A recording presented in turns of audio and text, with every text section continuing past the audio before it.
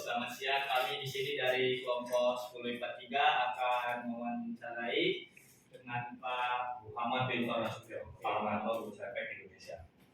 Di sini saya sendiri adalah Aurel Mutakin dari sebelah saya. Saya mau Askal Fakir. Saya Rekat Gilang Algo. Saya Raffi Satrio. Saya Dava Fauzan Habibie Siregar. Dan saya Muhammad Rifki Bayaki Arahal. Oke. Ini mandiri itu ada tuh grup. Ada Lubi, Sarah, Hab, Siregar. Oke. Silakan. Oke, Pak. Ini Apa contek aja? Tadi juga gitu kok, Pak. iya, Pak. Ya. Ini jadi pertama itu Bursa Efek itu apa saja sih fungsinya didirikan ini? Oke. Sama kayak di kelompok sebelumnya pertanyaannya ya. Jadi fungsi Bursa Efek ini di Indonesia. Fungsi Bursa Efeknya atau fungsi kantor perwakilan di sini? Bursa Efek. Oke, Bursa Efek Indonesia itu fungsinya adalah menyiapkan sarana dan prasarana untuk bertransaksi investasi di pasar modal Indonesia. Jadi kita sebagai regulator itu yang menyiapkan sarana untuk investor dan calon emiten. Regulatornya ada 3, ada bursa, ada KSEI, Custodian Central Efek Indonesia, ada Clearing Penjamin Efek Indonesia atau KEP. Nah, kami yang menyiapkan sarana, KSEI yang menyimpan uang dan saham, KEP Clearing itu untuk bagian clearing penjaminnya. Jadi kita 3 regulator bersama yang di bawah naungan OJK. Gitu. Oh ya, silakan lanjut. Oke, saya Pak. Bursa Efek ini sudah berapa lama sih berdiri, Pak? Kita kalau mau dibilang berdiri udah ada sejak kerajaan Majapahit gitu.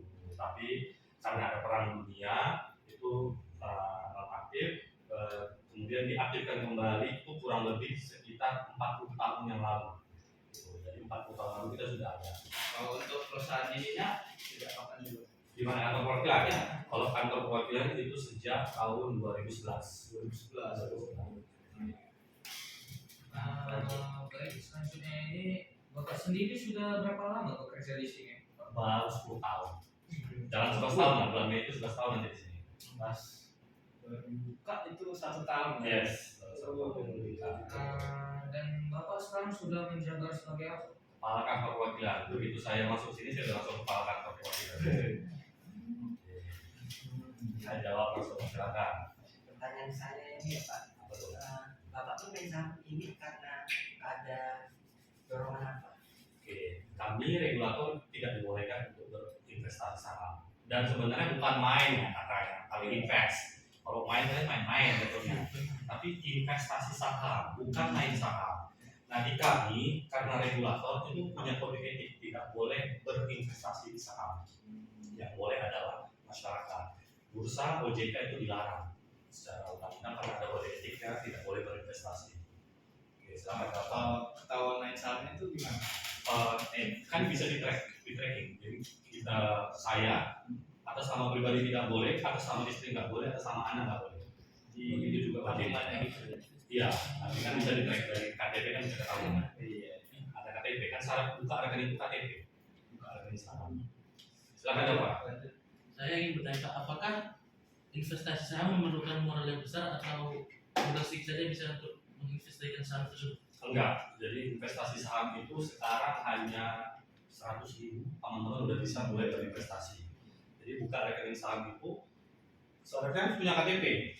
Itu mutlak, kalau rekeningnya belum bisa, gitu. Karena itu mutlak. Setelah rekening jadi, baru bisa mulai setor duit 100.000 lah setoran di awal. Oke, silakan, Rifki. Saya mau nanya nih Pak, apakah investasi saham itu bisa bikin kita kaya dan menambah keuangan kita gitu? Oke, dibilang kaya bisa, karena bukan hampir ya. Iya, hampir semua orang paling kaya di dunia dan di Indonesia itu kayanya sebenarnya bukan dari bisnisnya, tapi dari kekayaan bisnisnya yang diinvestasikan di pasar modal. Siapa orang paling kaya di dunia menurut Glenn?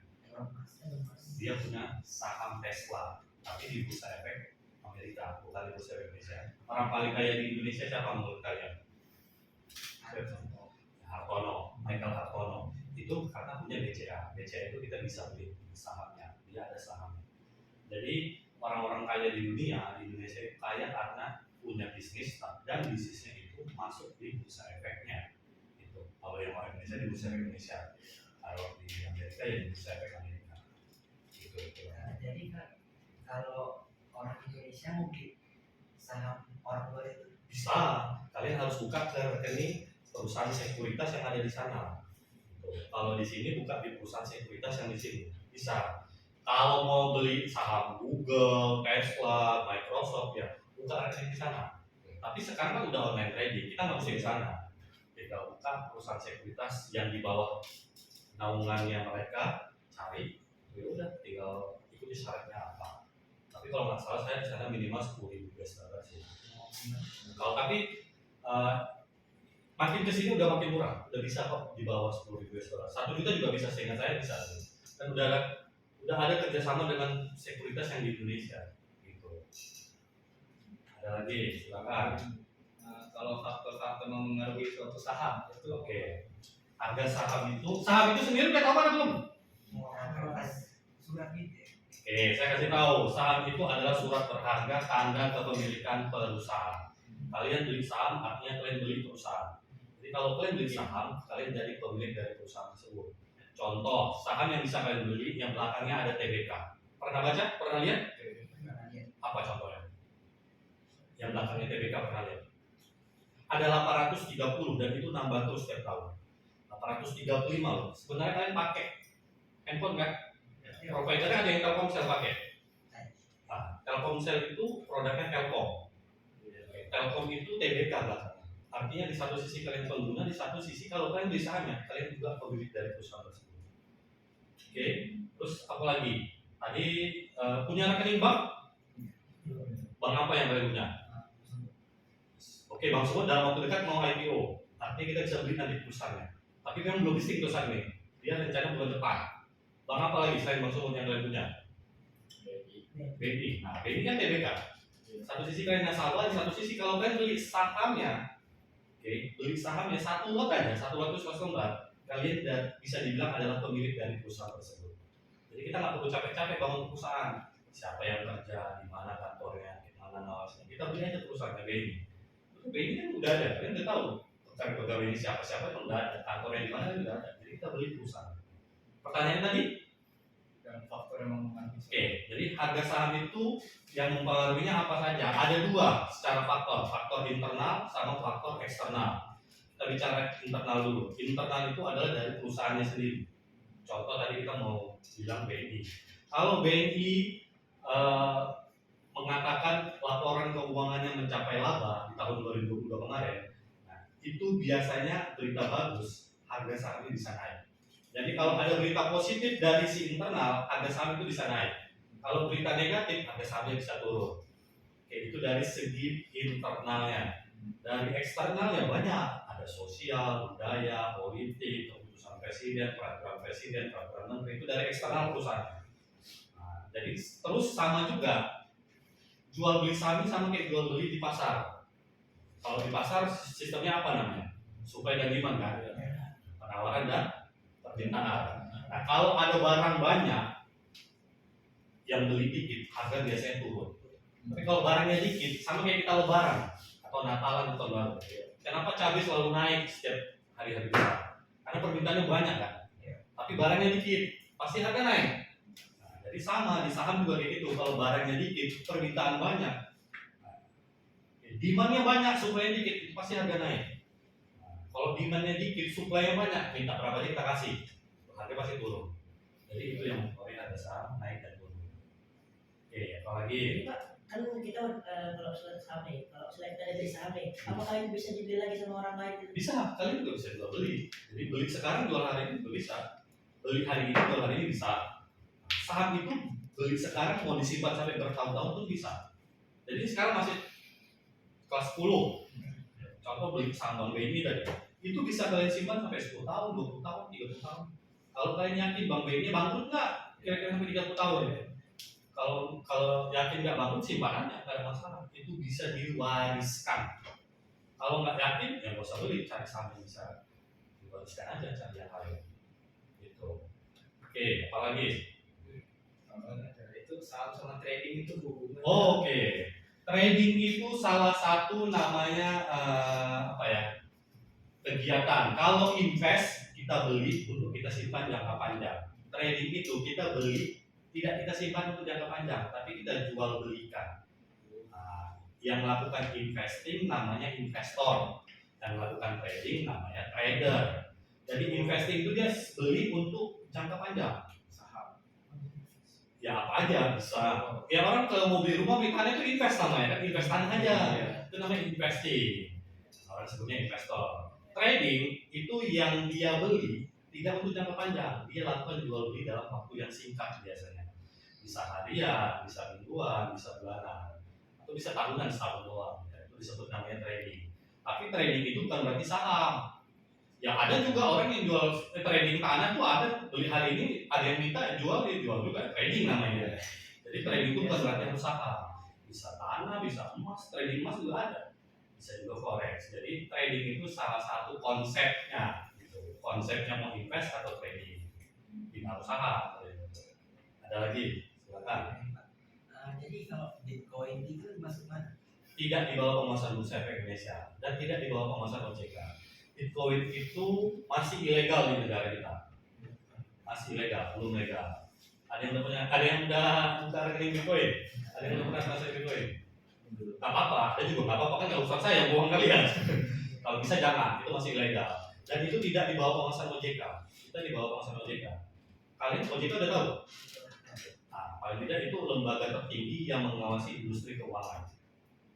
Gitu ya. Jadi Bitcoin tidak di bawah bursa dan dia masih ilegal di negara kita. Bitcoin itu transaksi yang tidak punya underlying-nya. Underlying itu apa ya? Bentuknya, wujudnya. Kalau saham Bank BNI kan wujudnya kalian tahu, kantor BNI ada. Ya kan kita beli saham, kita beli perusahaan, wujudnya ada perusahaan. Kita pakai produk. Gitu. Ada lagi, silakan. Ini kalau kita mau main saham itu gimana cara daftar? Oke. Untuk menjadi seorang investor ataupun trader harus punya rekening saham dulu. Syaratnya pertama harus punya KTP. Itu mutlak. Jadi kalau teman-teman belum punya KTP ya belum bisa. Oke. Karena 17 tahun belum punya KTP kan. Kalau kelas 10 kan masih sekitar 15 tahun ya. Umur 15 nih rata-rata kan? 15-16 lah ya, sekitar itu. Belum punya KTP setahu saya pasti. Jadi pertama syaratnya harus punya KTP. Kenapa? Karena nanti mau buka rekening saham itu di perusahaan sekuritas. Sekuritas bukan security. Beda definisi perusahaan security sama sekuritas. Jadi kalau kalian nanti pernah baca atau melihat ada PT bla bla bla sekuritas belakangnya gitu. Itu adalah perusahaan yang menjembatani untuk jual beli saham. Jadi buka rekening dulu di perusahaan sekuritas. Sekarang buka rekening itu sudah online. Bisa dari iOS atau di Play Store. Cari aja aplikasi yang belakangnya sekuritas, itu biasanya kita bisa. Nanti isi formnya. Nanti ikutin aja. Tinggal register. Biasanya memang harus ada foto kita sama foto KTP kita. Makanya tadi saya bilang kita harus foto dulu KTP. Karena perlu KTP ini juga sama kayak yang pernah pertemuan oleh itu digital belum pernah. Oke, nanti next lah umur usia 17 harusnya bisa. Sekarang jangan dulu, minimal tahu dulu. Buka rekening sekuritas beda dengan buka rekening bank. Rekening bank, Anda mau buka rekening kan sekarang udah punya ya, masih sorry, tabungan pelajar kan ada ya. Apa ya? Ini apa? Tabungan pelajar kalian sama satu kompal sumut. BNI. Oke, kalau di bank kalian buka rekening kalian harus bawa duitnya saat itu juga. Setor duit kan ada setoran minimal. Kalau nggak salah di tabungan pelajar itu minimal 100.000, apa 250.000 atau gitu lah, atau 50.000. Nanti kita buka rekening dulu, isi dulu lengkapi semuanya. Udah jadi nanti username sama password dikirim ke email. Oke, udah jadi lalu kita transfer minimal 100.000. 100.000 itu bukan biaya, 100.000 itu kayak semacam depositnya kalian. Setelah itu baru kan bisa transaksi jual beli. Misalnya gampang. Sekarang transaksi kita semua udah online trading. Jual belinya udah online dari handphone bisa, iPad, tablet, laptop, PC, semua bisa. Yang penting terkoneksi sama jaringan internet. Ada lagi? Ya. Silakan tapi. Pas di saham itu waktu yang pas itu pas kapan? Pas naik. Logikanya kira-kira kemana? Orang beli pasti di harga murah, jual di harga tinggi kan? Ya, tergantung sebenarnya. Itu Anda mau jadi trader atau jadi investor? Tadi trader untuk jangka pendek, investor untuk jangka panjang. Kalau untuk seorang investor, dia mau naik mau turun, kita ada duit beli aja. Kok kita mau simpan kan? Bukan mau jual lagi. Ya, harga saham ini murah kita beli, naik dikit kita libet ya beli aja. Apa-apa kalau kita mau simpan jangka panjang, mau kita wariskan. Jadi kalau mau ilmunya, beli saham itu ada dua. Fundamental, lihat fundamentalnya, baru lihat teknikalnya. Gitu. Tapi yang paling bagus adalah lihat fundamental. Fundamental itu adalah dapurnya perusahaan. Kalau dapurnya bagus, perusahaan kuat biasanya. Kalau fundamentalnya jelek, ya perusahaan biasanya nggak kokoh lah bahasanya. Jadi jelek biasanya. Jadi kalau mau beli ya lihat fundamental yang bagus dulu. Di laporan keuangan. Ada belajar laporan keuangan nggak? Akuntansi. IPA nggak masuk, IPS kayaknya ya. Nanti baca laporan keuangan itu di akuntansi. Ada lagi? Gak apa-apa, ada lagi nggak apa-apa. Terakhir minta temenin belajar stoknya juga kali ya. Next time, makanya saya bilang saya tunggu dulu nanti. Iya. Itu kita dulu. Ada lagi nggak? Oke lah. Kau nggak tahu tuh Kalau izin nanti stok lagi itu. Oh ini stoknya jangan sekalian sama kelas yang tadi. Ya udah, langsung aja kita stok lab. Oke, jadi kita akhir ini. Kita akhirnya ya. Assalamualaikum warahmatullahi wabarakatuh. Waalaikumsalam.